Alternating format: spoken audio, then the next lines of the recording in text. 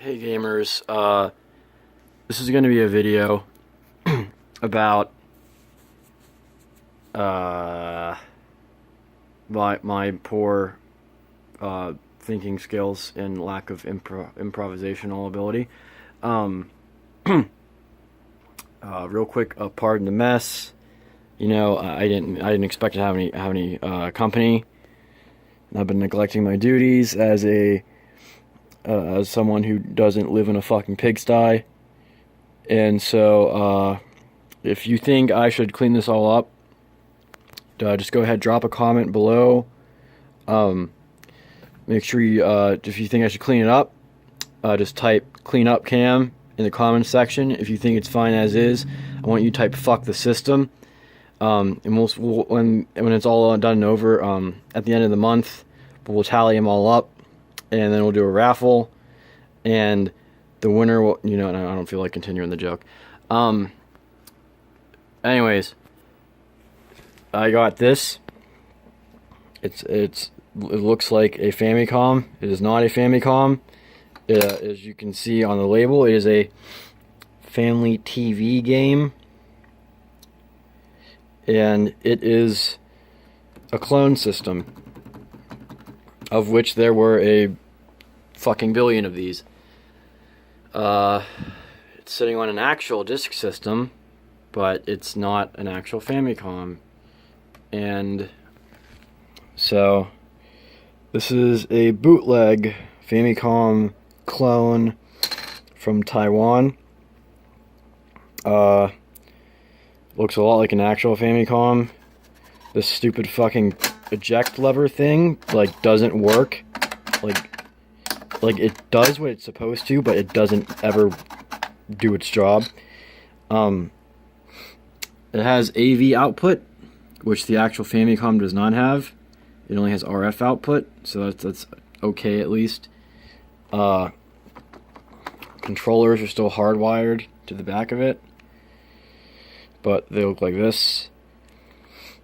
They have a red D-pad, colored buttons, and turbo buttons. It feels decent. It's not like the same quality. It's not really a bad quality, but the buttons like squish kind of way too much when you press them. And you can like really actually feel it when you're actually playing a game. The D-pad's alright though. It's not that bad.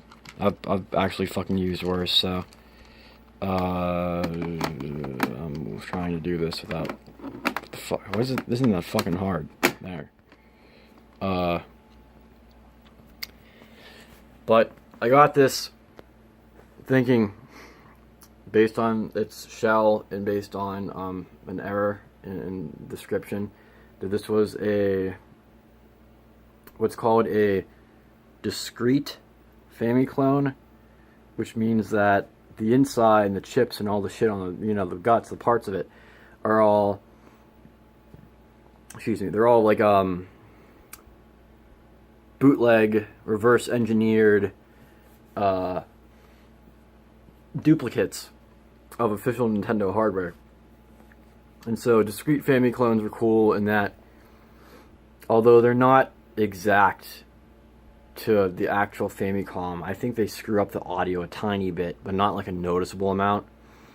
Discrete Famiclones, you could pop the chips out and replace them with actual Nintendo chips, and then you've got yourself this kind of Frankenstein hybrid of official and bootleg, which in some cases is really nice, because some of the bootlegs have a lot just better builds in cooler case designs, or just they do shit that the actual Famicom didn't do right. The one I'm thinking about right now, and one I really want to get, is called a Micro Genius. And it has a completely different body to the Famicom, and I'm probably going to see if I can get one and then do a video of that when I get it. But, like in comparison towards, like, this is just an exact copy of the fucking regular Famicom, but some other clones, like the Micro Genius or the Dendy or whatever, your power button, instead of the switch, is like a repressed click, you know? Your reset is the same kind of deal, like a click down, and then your reject instead is an actual button that pushes on the front, and a steel bar on the inside uproots the cartridge, which is a lot fucking better than this thing. So, would love to get one of those. But, so I got this thinking it was a discrete Famiclone.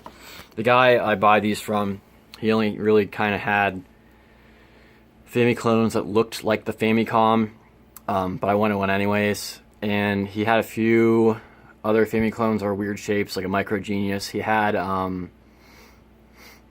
what was it? Something from Thailand. I think it was literally called the Tiger. He had a Tiger Famiclone. He had one called an Ending Man, which is a really weird name. I think it used like bootleg Genesis controllers. But Micro Genius he had is not the same one I wanted. It's from like the 90s, and it's black and square and cheap looking, has yellow buttons, and it just, you could tell it was like a last ditch, like who fucking cares right now kind of redesign, you know what I mean? Like they just wanted to kind of cheap out on what I'm sure was already kind of a cheap production. Although I think the original Micro Genius and Dendies look really nice. But I can't fucking show you those because I don't have them yet. Anyways, on to this thing, and enough of my fucking blabbering for 7 minutes. So this was not a discrete Famicom or Famiclone. In fact, it's much worse. But this is a type of Famiclone called a NOAC, which stands for Nintendo on a Chip, or NES on a Chip, or whatever you want to say. And the problems with NOACs is that there's some huge errors in the audio department, because a NOAC, instead of having actual dedicated circuits and, you know, this setup basically that makes sense, a NOAC is just, it's a little tiny itty bitty wafer thin chip that kind of combines the NES's processor and the graphics card, so to say, and all that shit in a one little wafer thin. Literally, that's what it fucking looks like. It's a little cracker, you know, and so it's a much more cheap and I guess financially efficient way of playing NES games, but it's for the company, not for the fucking consumer. But so it sounds like shit. It looks pretty decent, honestly. It does not look bad. The colors are very vibrant, like surprisingly so. And the picture doesn't have any kind of noticeable jail bars going through it like the actual Famicom does. But it sounds awful. It sounds fucking terrible. So we'll give it the old college try right now, so you can get a listen of it. Hopefully it's loud enough.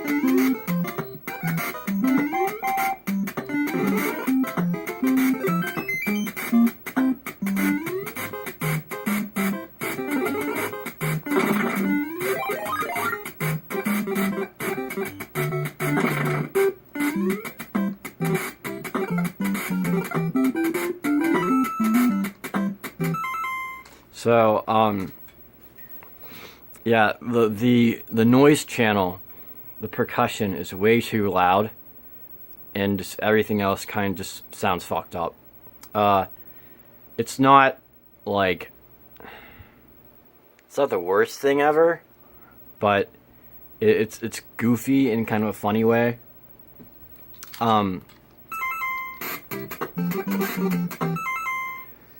So, I mean, it's a way to play NES games. I mean, NOACs still exist to this day. That's what every NES clone you buy now has inside of it. It's a NOAC.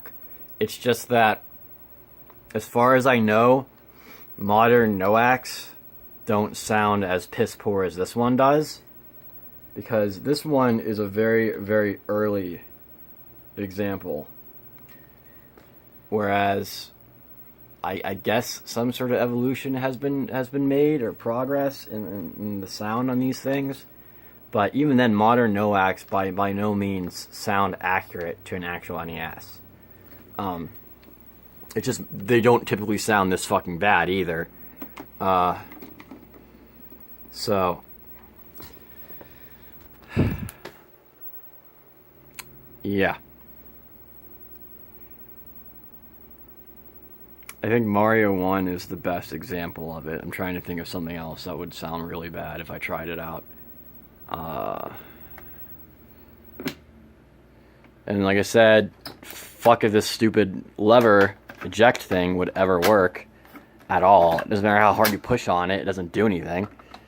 So you gotta wrench them out, just like the Genesis or the fucking SNES Mini or N64. And then, let's see here. There's Gradius. I got a shitty multi-cart. 1943. I got Tetris. I got another multi-cart. I got a bootleg of the game that got turned into Yo-Noid. It's the Capcom game about a little ninja kid with a robot falcon. This is a fucking ugly cartridge. Oh, fuck yeah, dude. Fuck yeah.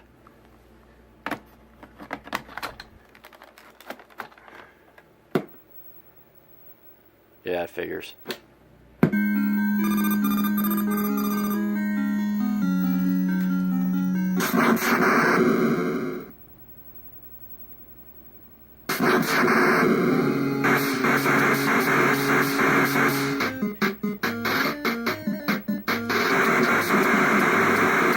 Do you like it?